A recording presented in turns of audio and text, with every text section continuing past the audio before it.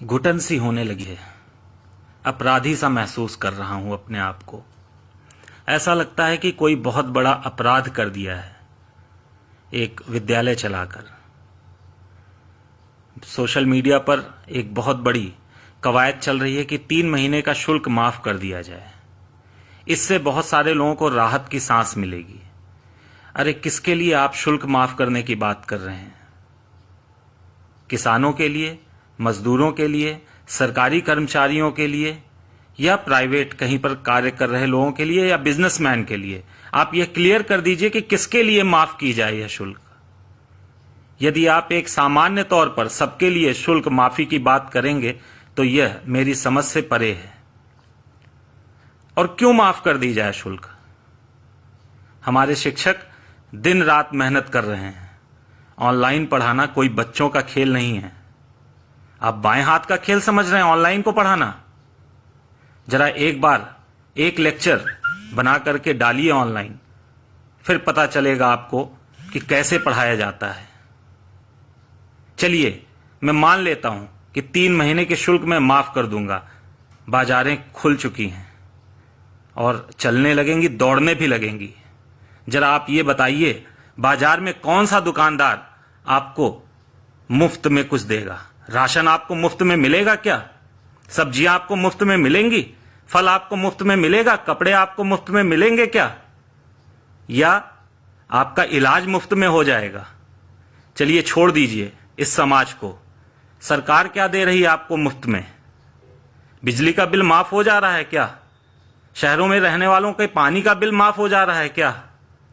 आपके लोन की किस्तें, चलिए प्राइवेट लोन वालों को छोड़ देता हूं मैं, सरकारी बैंक आपकी किस्तें माफ कर दे रही हैं क्या? छोड़िए किस्तों की, क्या उन किस्तों के ब्याज को माफ कर दे रही है?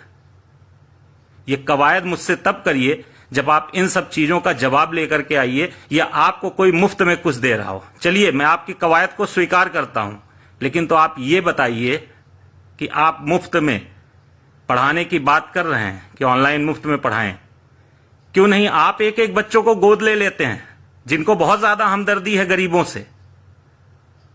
हमारे आचार्य कोई बहुत ज्यादा वेतन नहीं पाते हैं और ना हम कोई 10-20 हजार फीस लेते हैं।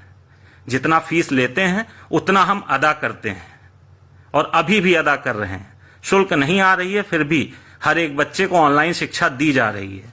इसलिए आप ऑनलाइन शिक्षा को रोकने का और 3 महीने के शुल्क को माफ करने का ये कवायद रोकिए। जरा भी शर्म नहीं आती आपको? एक लेबर भी एक दिन कमाता है तो उसके 300-400 रुपए बनते हैं।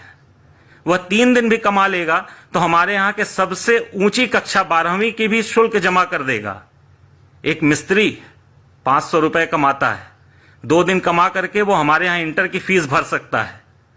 1 दिन कमा करके वो हमारे यहां प्राथमिक की फीस भर सकता है। ये मैं अपने यहां की बता रहा हूं। और बहुत सारे प्राइवेट विद्यालय हैं जो 500 रुपए, 100 रुपए, 150 रुपए, 200 रुपए ऐसे शुल्क हैं। वहां की तो 1 दिन कमा करके 2 महीने के शुल्क भर सकते हैं, और आप उनके लिए फीस माफी की बात कर रहे हैं। चलिए किसानों की बात मैं करता हूं। लॉकडाउन में सब कुछ बंद था। क्या फसलें उगना बंद हो गई थी?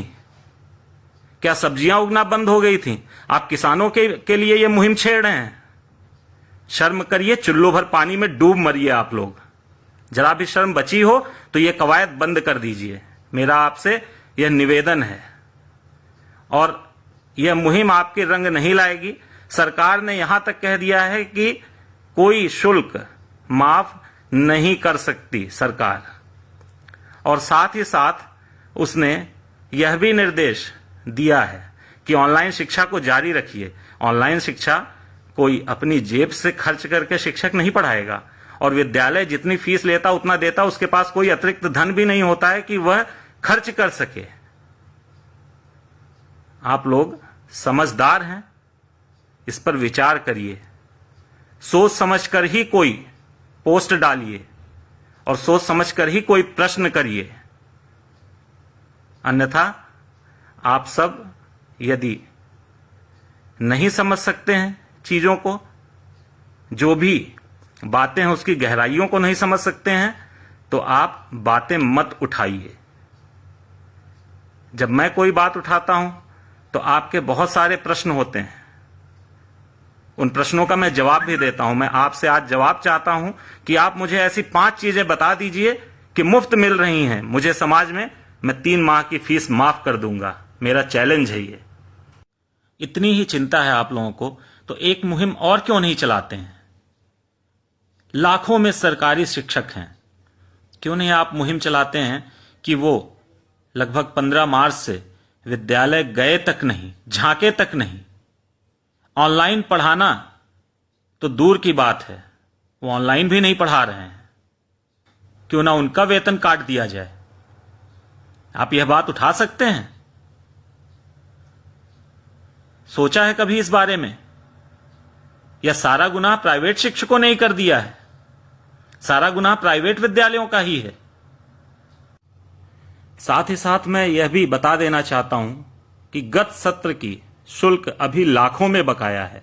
चलिए इस सत्र की नहीं जमा कर रहे हैं, कोई बात नहीं, आप गत सत्र की शुल्क अपनी जमा कर दें।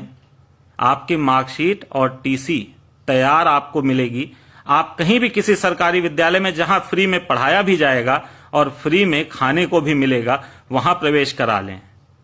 बहुत सारे विद्यालय हैं खाली पड़े हैं, शिक्षक खाली पड़े हैं, वहां अपने बच्चों का प्रवेश करा लीजिए और पढ़ाइए। फिलहाल हमारे विद्यालय में ऐसी कोई समस्या नहीं है, हमारे विद्यालय से कोई कहीं जाने वाला नहीं। और यदि आप यह सोच रहे हैं कि यह बात मैं सिर्फ अपने लिए कह रहा हूं, तो आप किसी गलतफहमी में ना रहें।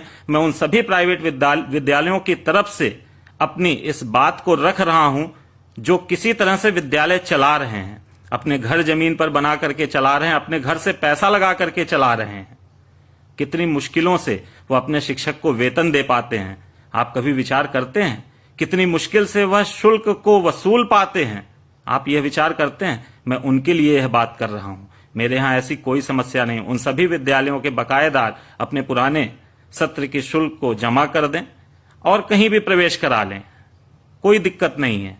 वैसे भी सोशल डिस्टेंसिंग का पालन करके अब पढ़ाया जाना है, तो हम कक्षा में उतने बच्चों को तो पढ़ा नहीं पाएंगे। तो कुछ अगर चले भी जाते हैं ऐसे प्राइवेट विद्यालयों से तो अच्छा ही रहेगा। धन्यवाद।